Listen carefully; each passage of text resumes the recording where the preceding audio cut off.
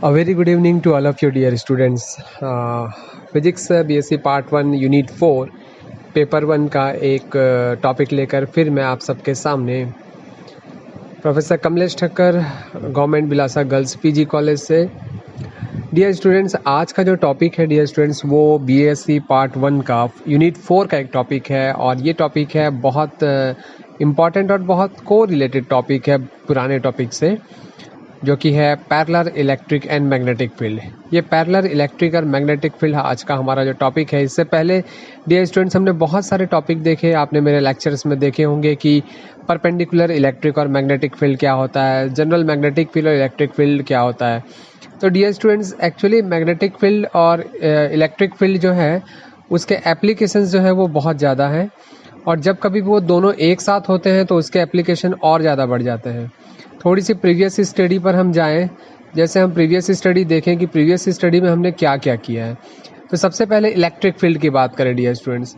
Electric field में जब कभी भी कोई चार्ज पार्टिकल इंटर करता है तो इलेक्ट्रिक फील्ड जो होता है वो उसका पाथ को मूव कर देता है। जैसा कि आप फिगर में देख रहे हैं कि उसका पाथ जो है वो एक पैराबोला हो जा रहा है, एक परवलयाकार आकृति का ग्रहण कर लेता है। ठीक वैसे ही डियर स्टूडेंट, जब मैग्नेटिक फील्ड की हम बात करते हैं तो मैग्नेटिक फील्ड में जब कभी भी कोई चार्ज पार्टिकल इंटर करता है तो मैग्नेटिक फील्ड जो है उस पर भी चार्ज पार्टिकल पर एक फोर्स लगाता है और वो फोर्स जो है वो उसे मूव कर देता है। कैसा मूव करता है डियर स्टूडेंट्स? वो उसे सर्कुलर पथ में मूव कर देता है, जैसा कि आप फिगर 2 में देख रहे हैं।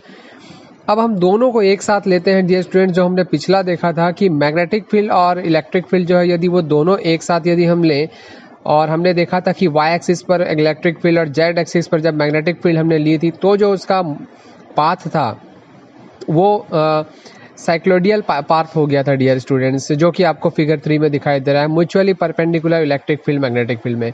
ये सब एप्लीकेशन डियर स्टूडेंट्स हमने पहले पढ़े हैं, बट यहाँ क्या, here we take magnetic field and electric field both are not perpendicular, not different condition. Here we take in parallel condition. That means magnetic field and electric field both are parallel.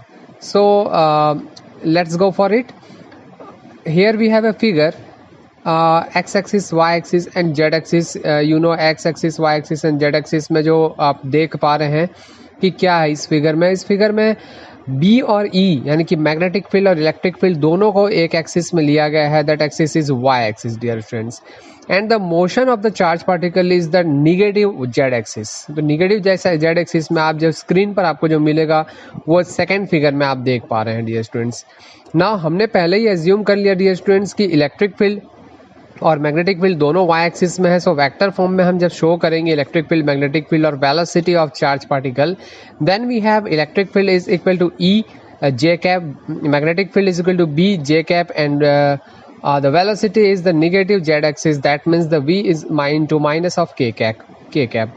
Now first due to magnetic field, हम magnetic field के कारण क्या deflections हुए हैं वो देखना चाहेंगे, जो कि प्रीवियस स्टडी आपने की है, फिर भी हम उसे यहाँ पर समझते जाएंगे dear student. First we know whenever any charge particle is entered in a perpendicular magnetic field or any magnetic field, uniform magnetic field, then a force of Lorentz is act on this charge particle. This force is defined by F is equal to Q V cross B, but here V is in the direction of k cap in negative sign and the B is the direction of y axis, that means in positive sign, so BJ.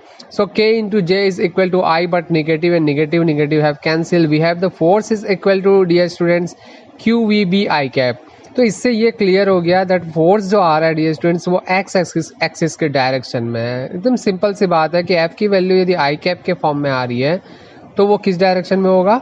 X axis के direction में होगा।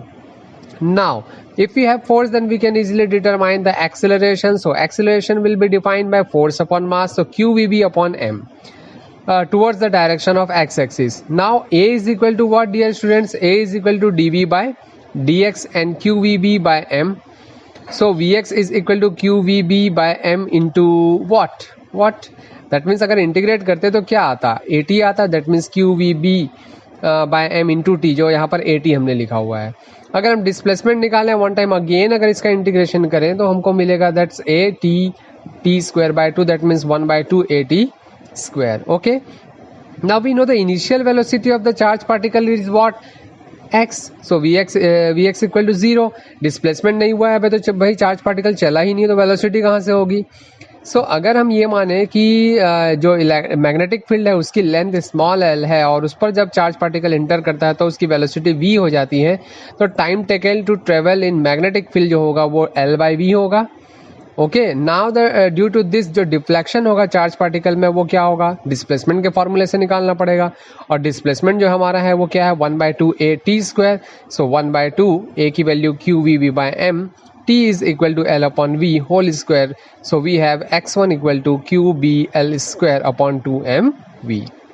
Okay dear students, so अगर आपको देखना है तो देखिए ये फिगर, उसमें आपको दिखाई दे रहा है कि L जो लेंथ आपको शो हो रही small l, this length shows the magnetic field and capital L is shows the distance from the screen to the magnetic field. Now अगर हम डिस्टेंस अगर हमको स्क्रीन में चाहिए भाई, तो डिफ्लेक्शन तो दो होगा, एक तो deflection due to magnetic field होगा और दूसरा जो है स्क्रीन से बाहर के कारण डिफ्लेक्शन होगा। तो अगर बाहर जब वो निकलेगा तो जो ट्रैवलिंग करेगा उसके जो टाइम पीरियड होगा वो टाइम कैपिटल L/v होगा। नाउ डिफ्लेक्शन सेकंड जो due to after magnetic field होगा वो x2 इक्वल टू क्या होगा कि जो हम दूरी निकालते हैं वो 4 गुनी समय रहता है, तो vx और टाइम की वैल्यू L/v लिख दिया हुआ हमने। ठीक है, अब देखिए vx को देखिए मैंने यहाँ पर क्या लिखा है, qvb/m into L/v। Why students, see here dvx/dt qvb/m है, अगर इंटीग्रेट करेंगे तो vx qvb/m इंटू टी होगा, करेक्ट। और t की वैल्यू कितनी है, L/v, जो ब्लैक कलर से लिखा हुआ दिख रहा है उसमें मैंने डिस्क्रिप्शन में दिया हुआ है डिटेल, इसलिए हमने vx के प्लेस पे ये वैल्यू लिखी हुई है, into L/V। So after L small l v and v cancel होगा, एक v नीचे में mv के फॉर्म में आपका जो रिजल्ट आएगा वो, ये दोनों डिफ्लेक्शन हो गए। तो total deflection dear students x1 plus x2। So value of x1 and x2 substitute here, qb/mv is common, L²/2 plus L capital L, that is equation number 1। तो मैग्नेटिक फील्ड के कारण जो डिफ्लेक्शन होता है dear students वो हमने find out कर लिया। अब हमने देखना है ड्यू टू इलेक्ट्रिक फील्ड, कि जब उसी डायरेक्शन में इलेक्ट्रिक फील्ड है तब क्या होगा। So due to electric field we know the Lorentz force here is equal to q into e, that means q e cap, but ये भी वाई एक्सिस में है तो क्यू ई जे कैप हम लिखेंगे डियर स्टूडेंट्स इसको। नाउ अगर हम इसमें एक्सीलरेशन फाइंड आउट करें तो डेफिनेटली qe/m ही होगा, और एक्सीलरेशन से हम इसमें डिफ्लेक्शन भी फाइंड आउट कर सकते हैं, वेलोसिटी भी फाइंड आउट कर सकते हैं। तो डिफ्लेक्शन फाइंड आउट करते हैं तो 1/2 at² ही होगा, दैट मीन्स ay/t² ही होगा, और ay की वैल्यू qe/m और t की वैल्यू यहाँ पर l की जगह l' बस ली है। डिफरेंस देखिए, वहाँ l ले रहे थे यहाँ l', वहाँ इलेक्ट्रिक मैग्नेटिक फील्ड था, यहाँ इलेक्ट्रिक फील्ड है, L'/v होल स्क्वायर। सो y1 की वैल्यू हमारे पास आ गई। ओके, अब अगर स्क्रीन को देखें, डायग्राम देखें तो देखिए इसमें L जो था उसकी जगह हमने L' लिया है, इलेक्ट्रिक फील्ड की लेंथ, L कैपिटल L' जो है वो स्क्रीन की लेंथ इलेक्ट्रिक फील्ड से। अब अगर हम जो स्क्रीन से निकलने के बाद, इलेक्ट्रिक फील्ड से निकलने के बाद स्क्रीन तक चार्ज पार्टिकल जब पहुंचेगा तो वहां तक के लिए जो उसे टाइम लगेगा, उस टाइम को डियर स्टूडेंट्स फाइंड आउट करना चाहें तो वो होगा L'/v। तो उसके कारण जो डिफ्लेक्शन होगा वो क्या होगा, फिर सिमिलर वहीं जाएंगे कि भाई दूरी जो होती है वो 4 गुनी समय होती है, तो vy इंटू एल, vy की वैल्यू देखिए मैंने qe/m L'/v ली है, जो डिस्क्रिप्शन में ब्लैक कलर से डिटेल फिर से मैंने यहाँ दे दिया है, ध्यान से देख लीजिए। ओके, नाउ y2 की वैल्यू हमें मिल गई डियर स्टूडेंट्स, यहाँ v² के फॉर्म में मिला है। यही डिफरेंस है कि डिफ्लेक्शन जो होता है मैग्नेटिक फील्ड में ज़्यादा होता है और इलेक्ट्रिक फील्ड में कम होता है, हमने पढ़ा है पहले भी से।